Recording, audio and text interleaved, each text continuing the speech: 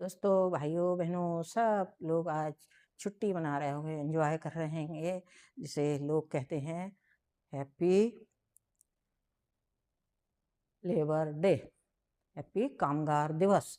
मैं कहती हूँ हैप्पी ह्यूमन डे कहना चाहिए इसको, क्योंकि ये जो बनाया गया था ह्यूमन के ऊपर जो अत्याचार हो रहे थे उसके लिए ये बनाया गया था। ये अमेरिका में 1986 में होता है, फर्स्ट 1986 में सोमवार को या मई जो पहली मई पड़ती है उस दिन लेबर डे मनाया जाता है।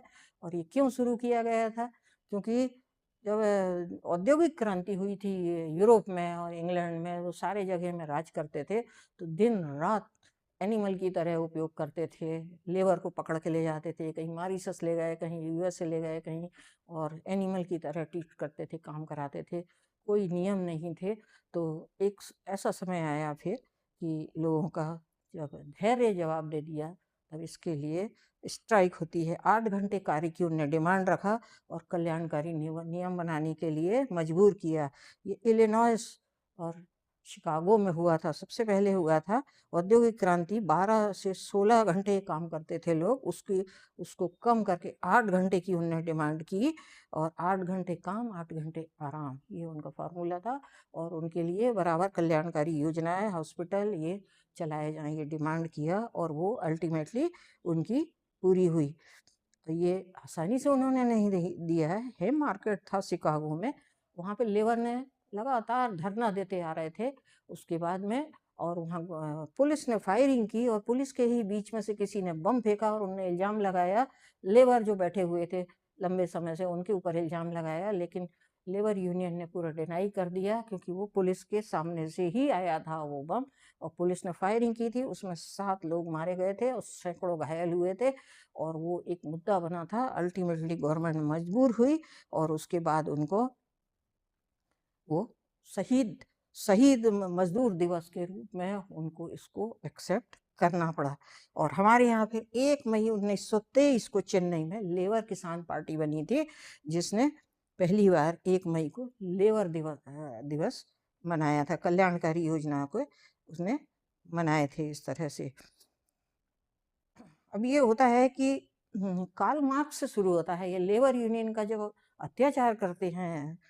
कैपिटलिस्ट जो इकोनॉमी होती है, इनमें अत्याचार होता है। ये पैसा बनाने के लिए एनी हाउ जो प्रॉफिट है वो आना चाहिए, और उसको इकट्ठा रखते हैं। इसी से वो बड़े बड़े कैपिटलिस्ट बन जाते हैं आज वर्ल्ड में जितने भी लोग देखे होंगे।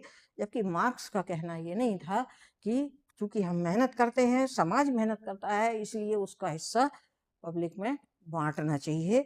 और यहीं से कार्ल मार्क्स की थ्योरी आगे आती है। दास कैपिटल उनकी लिखी गई उनके जाने के बाद, जिसमें पूरे लेबर यूनियन के लिखे हैं। और वही जो फिर कैपिटल सोशलिज्म का जो आया, वो माओ से तुंग ने चाइना में किया, और लेनिन ने रशिया में एक्सेप्ट किया उसको, और एक अपना यूनिफॉर्म डेवलपमेंट उसको किया था। लेकिन वहाँ भी थोड़ा सा इम्प्लीमेंटेशन की, वहाँ भी जो क्रोनी कैपिटलिज्म जिसको बोलते हैं हम, या कुछ लोगों के हाथ में सत्ता आ जाती, पावर आ जाती है, तो वो भी मिसयूज करने लगते हैं। आपने हमारे यहाँ देखा होगा, इसी का बंगाल उदाहरण है।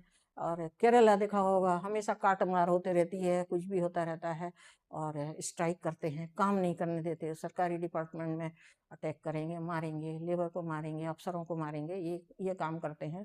तो ये गलत।